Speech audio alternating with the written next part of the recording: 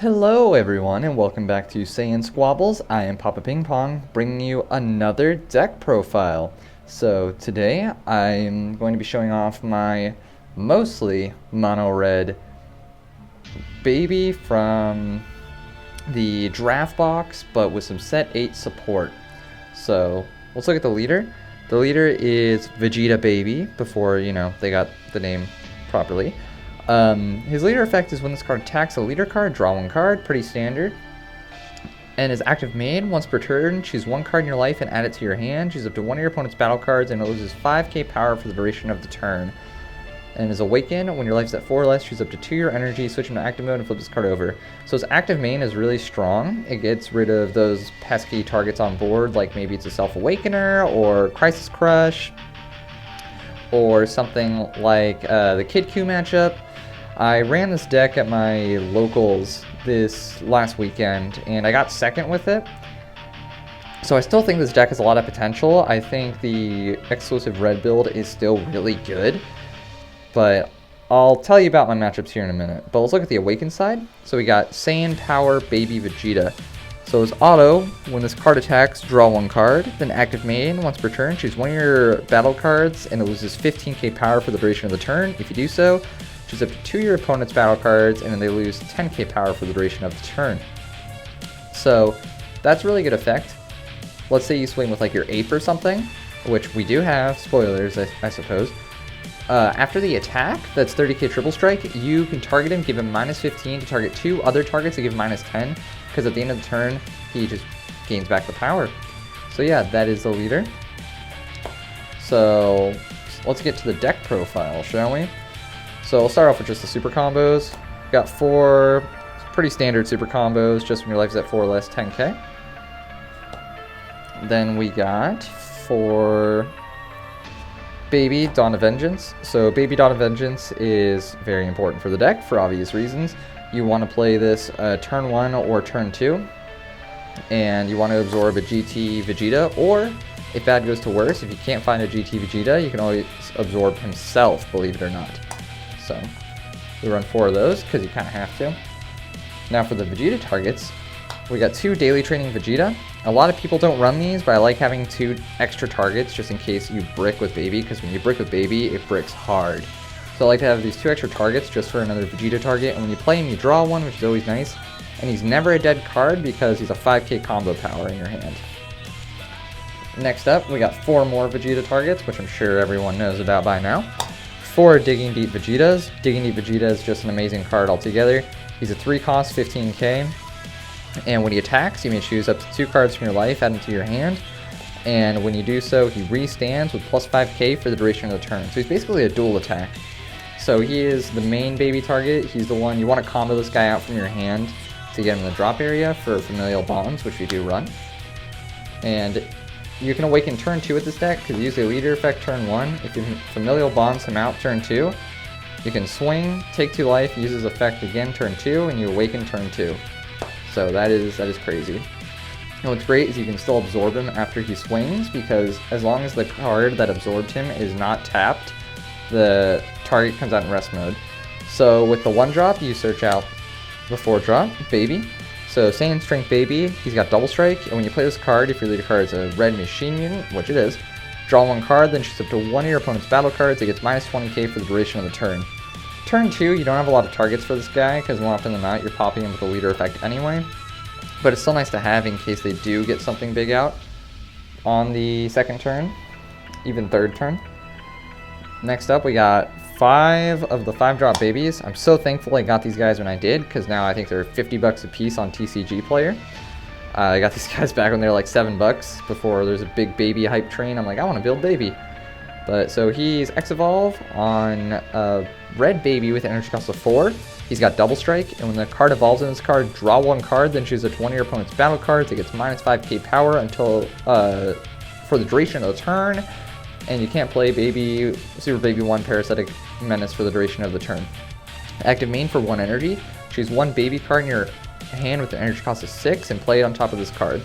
So you get him out, you might finish off if you hit something with 25k with your 4-drop, you can finish him off with the 5k from this.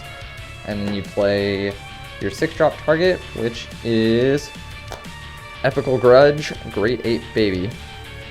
So we run 3 of these. I used to run these at 4, but with some of the new set 8 support, I had to drop one. So he's got an Evolve for 4, but we're never going to play him that way. And then he's Triple Strike. He's once per turn. When this card attacks, or your opponent plays a battle card, if your leader card is a machine mutant, draw 1 card, then choose up to one of your opponent's battle cards, and it gets minus 20k power for the duration of the turn. So that's just crazy. Triple Strike turn 2 is nasty, and every time he swings, you draw 1, and when your opponent plays a battle card, you draw 1, even if it has barrier. However, your opponent, if they have barrier and they play a card, this still procs, so you have to draw 1, but they do not lose the 20k. And your opponent can cheat stuff out because this has to be the first target. And if you have 2 on board, they do target the same target. So, next up, we're going on to some new cards. Baby Vengeful Blow, we run 2 of these. I dropped one of the apes for this because, for a few reasons. One, he's a 5k, so he's never dead in your hand, and he's a great recovery. So Union Absorb, choose 1 Vegeta GT card in your drop area and place it under this card. Choose 1 baby card in your hand with 30k power and place it on top of this card.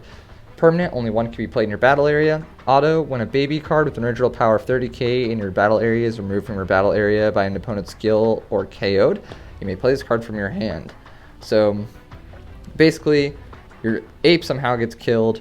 You play him from your hand, and if you have another ape in hand, on the following turn, you take the baby or the Vegeta GT that was under this card, place it under this. If you have another one of these in hand, you play it on top. So great recursion, or I guess that's the word, and it's really what this deck needed. And last, for the red battle cards, we got 2 Super Saiyan Vegeta Exploiting Weakness. So he's a counterplay. Permanent, if your leader card is red, reduce the energy cost of this card in your hand by 2. And as auto, when you play this card, choose all of your opponent's battle cards and you get minus 20k for the duration of the turn. And if it's your opponent's turn, choose up to one of your leader cards and it gets plus 5k for the duration of the turn. So he wipes your opponent's board. This is crazy against Burly Apes. As I think my team captain had 2 apes and 2 Super Saiyan Cauliflas on board, all of them 20k. And when he played that last ape from the combo, I counterplayed with this guy, wiped his whole board, he had to stop his turn. And he passed to me, and I think I took it the following turn. And it gives you your leader 5k in case I didn't do enough. So it's basically a neg 25 to your opponent's battle board. But now moving to red extra cards. Got 2 negates. Is that all you got? It's a counter attack. If your leader card is red, negate the attack, then choose up to 1 red card in your hand, place it in your drop area, choose up to 2 your opponent's battle cards, they get minus 15k for the duration of the turn. Pretty good negate. Especially if you use that counterplay Vegeta and you want to finish something off. Then 3 after images. Sparking 5, you choose a target, it gets minus 10k, and you get plus 40k for the duration of the turn. Pretty straightforward. Next up, we got 4 Familial Bonds. It's a tap 2, if your leader card is red, choose up to 1 red Saiyan from your drop area with an energy cost of 3 or less and 15k power or less and play it. And you also search your deck for up to 2 Dragon Balls and add them to your hand. So that you're targeting Digging Deep every time with this. You're very rarely ever going to target anything else.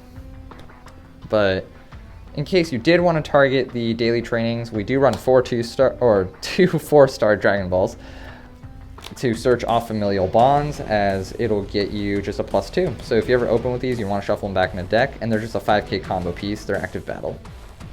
So, and then we have 2 Strategies in Universe 7. They just give all your red Saiyans barrier till the end of your opponent's next turn. Then Gallic Cannon. I only have 1, otherwise I'd run 2. But it's when your opponent plays a battle card, that the battle card that was played gets minus 15k for the duration of the turn. Really good, but again, I only have 1. Then 3 Denial of Hopes. Probably the best counterplay in the game. You tap 2, and if your leader card is red, your opponent's playing a battle card with 20k or less power, it is placed in the drop area instead of being played. It's really good, especially if you are breaking with this deck and you need to play defensively. It is a great defensive choice to stall out. Now 2 more new cards, 2 Beerus Ball. You do not need a multicolor card to play this card. That's only for its permanent, which we will go over. So counterplay, if your leader card is red and your life is at 4 or less, the battle card being played, if it has 15k or less power, it's placed in the drop area instead, so it's a 5k lower Denial of Hope. And then your leader gets plus 5k power for the duration of the turn. And then the permanent is if you have a multicolored card in your energy, you can do the same effect, but you can add a card from your life to your hand instead. So we never do it with that, but I was versing a Skillus, and I played 2 of these in 1 turn. And my leader was at 25k for the turn, so he couldn't hurt it. Next up, now we're moving on to our black cards. Run 1 Bardock Awaken Instincts. I see this guy like every time I play this deck, and he just helps you if you're bricking. He's Overwhelm 4, you play him. If you play him with Overwhelm, you draw 2 cards and place 1 card in your hand in the drop area, and he's an extra swing. So, last up, we got Mira, Assault from the Skies. I love this card. He's Overwhelm 7 for 1, double strike, and when you play this card, draw 1 card, then at the start of your opponent's next main phase, choose up to 1 of your energy and switch it to active mode. So it replaces itself, and it's a 30k double strike. So, and you draw 1. So it's that extra aggro, and it's great to restand energy with this deck, as it allows access to more counterplays. So that's going to be it for this deck profile. My matchups during that tournament were, first round was against Red, Yellow, Super Saiyan 4, the new Pan Super Saiyan 4 one. I beat that one. Second round was against Hachiyak, and I just kept spamming Digging Deep Vegetas, and he couldn't do really much about it. And I took him out. And then on my third round was Skills Goku, and the ball was in my court the whole game. He couldn't do like anything as I kept popping all this cheap stuff. My last game was against another Skills Goku, and I did lose that one because on his next turn, on his second turn, he comboed a crap ton of stuff into the drop area, and then I was like, alright, he didn't even double strike or anything, he took 1 life from my leader. But then during another battle that same turn, he played the secret rare Dragon Balls, and I lost my ape. So then it was a super close game. We both got down to 1 life. It was literally down to the wire. Probably one of the best games I ever played, to be honest, but I still think this leader is extremely good. I think he's being overshadowed by all the new stuff coming out, and I love this deck. So anyways, let me know how the deck profile was. Leave your comments below if you have any feedback, if I missed anything, or any additional advice. And I hope you guys have a great rest of your day. See ya!